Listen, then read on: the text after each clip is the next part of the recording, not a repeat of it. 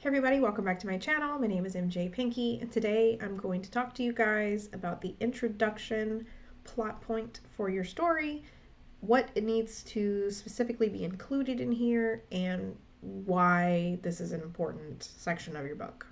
So the introduction is basically going to introduce your main character to your reader. It's also going to ground the reader firmly in the world, the setting, the social structure. It's basically a day in the life for your main character and for the world that they're in.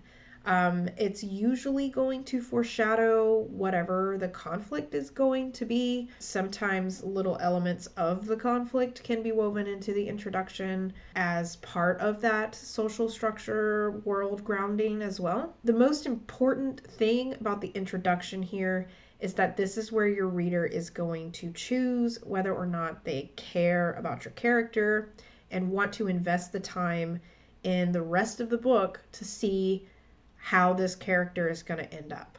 So it's really critical for you to get your introduction, to be engaging and interesting and to connect with your reader here. Some really good ideas to kind of help do that is to introduce brief character descriptions or show us some behaviors about how they interact with other people, some beliefs maybe that might be challenged later on in the story or through whatever conflicts they're going to go through, or any kind of mannerisms or anything like that that can really connect the reader to this character and be like, oh, that's kind of cool, I kind of like that, or I like this character's attitude, I want to see what happens next. Some things that you may want to do very sparingly or just avoid altogether are excessive info dumps and backstory, paragraphs and paragraphs of information that might be relevant to your story,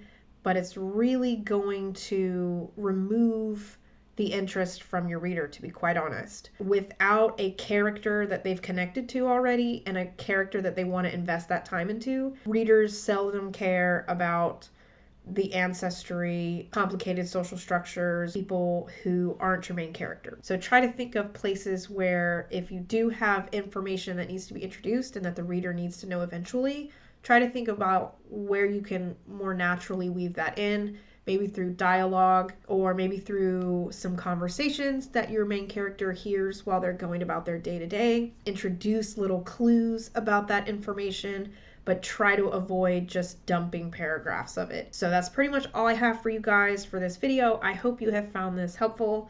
I will have a video on the rising action next, so stay tuned for that, and I will see you in a future video. Happy writing.